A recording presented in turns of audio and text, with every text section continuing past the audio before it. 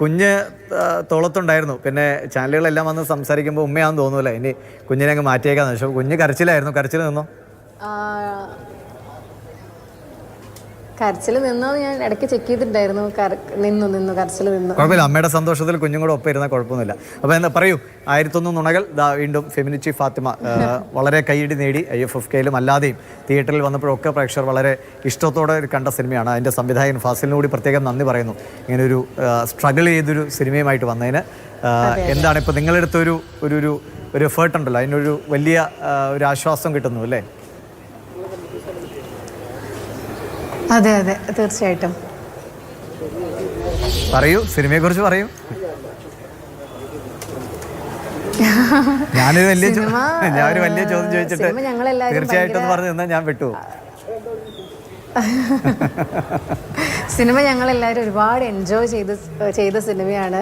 ഈ പറഞ്ഞ പോലെ സ്ട്രഗിളുകൾക്കെല്ലാം ഉണ്ടായ സ്ട്രഗിളുകൾക്കെല്ലാം ഞങ്ങൾക്കൊരു സമ്മാനം IFFK തൊട്ട് കിട്ടുന്നുണ്ട്. അത് പിന്നീട് കേരള സ്റ്റേറ്റ് അവാർഡിൽ എത്തി നിൽക്കുമ്പോൾ വളരെയധികം അഭിമാനമാണ് ഞങ്ങൾക്ക് എല്ലാവർക്കും. ഞങ്ങളുടെ ഫെമിനിറ്റി ഫാത്തിമ എന്ന് പറഞ്ഞൊരു ഗ്രൂപ്പുണ്ട് ഞങ്ങൾക്ക്. അപ്പോൾ എല്ലാവരും ഇപ്പോൾ ഈ അവാർഡ് പ്രഖ്യാപനം തുടങ്ങുമ്പോൾ തൊട്ടേ എന്താവും എന്നുള്ളൊരു പ്രതീക്ഷയിലാണ്. അപ്പം എല്ലാവരും സന്തോഷത്തിലാണ്, വളരെയധികം സന്തോഷത്തിലാണ്. തീർച്ചയായിട്ടും ഫാസിലിനോട് തന്നെയാണ് എനിക്ക് ആദ്യം നന്ദി പറയാനുള്ളത്. കാരണം 1001 നുണകളിൽ നിന്നാണ് ഞാൻ ഈ സിനിമയിലേക്ക് എത്തുന്നത്. അവർ പറഞ്ഞ പ്രകാരം അവരുടെ ഈ സിനിമയിലേക്കുള്ള ഫസ്റ്റ് അവർ വിചാരിച്ചത് എന്നെ തന്നെയാണെന്നാണ് പറഞ്ഞത്. പിന്നീട് ഫാസിൽ ഓരോ സമയത്തും ഈ കഥയിൽ ചെറിയ പുതിയ അപ്ഡേറ്റ്സ് വരുമ്പോൾ കൂടെ എന്നെ അറിയിച്ചിരുന്നു.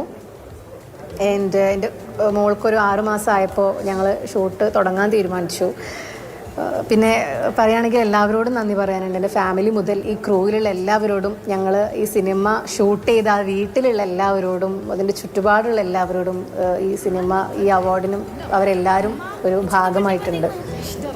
അല്ലെ, സാധാരണ ഇത്തരം കുടുംബത്തിലെ അല്ലെങ്കിൽ പ്രശ്നങ്ങൾ, അല്ലെങ്കിൽ സ്ത്രീകൾ അനുഭവിക്കുന്ന പ്രശ്നങ്ങൾ, ഇതൊക്കെ സിനിമയായിട്ട് വരുമ്പോൾ പലപ്പോഴും വളരെ ഗൗരവമേറിയ നിലയിലേക്ക് അങ്ങ് ചർച്ചയായി പോകും. പക്ഷേ ഇത് വളരെ അതിൻ്റെ നർമ്മം ഒട്ടും ചോരാതെ, പക്ഷേ പറയേണ്ട കാര്യങ്ങൾ കൃത്യമായ ആളുകളുടെ ഹൃദയത്തിലേക്ക് എത്തുന്ന നിലയിൽ പറയാൻ, അല്ലെങ്കിൽ പറയിപ്പിക്കാൻ ഫാസിൽ എന്ന സംവിധായകന് കഴിഞ്ഞു. അത് എങ്ങനെയായിരുന്നു? ഫാസിൽ നിങ്ങളെ കൃത്യമായിട്ട് ഒരു വഴിയിലൂടെ അങ്ങ് നടത്തുകയായിരുന്നു, അതോ ഷംലയുടേതായ എന്തൊക്കെ ഇൻപുട്ടുകൾ ഈ കഥാപാത്രത്തിനുണ്ടായിരുന്നു?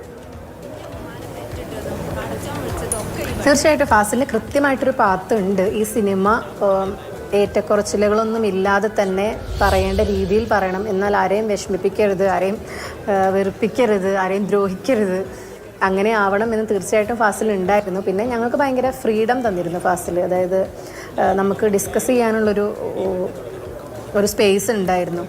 പിന്നെ എൻ്റെ കൂടെ അഭിനയിച്ച എല്ലാവരും അതുപോലെ ഫാസിൽ അങ്ങനെ എല്ലാവരെയും പറഞ്ഞ് ചെയ്യിപ്പിച്ചാലും അവരെല്ലാവർക്കും അത് ചെയ്യാൻ പറ്റുന്ന രീതിയിലായിരുന്നു ഫാസിലിൻ്റെ ഒരു ഡയറക്ഷൻ എന്ന് പറയുന്നത്. അതെല്ലാം ഞങ്ങൾക്ക് വളരെ ഹെൽപ്പായിട്ടുണ്ട്.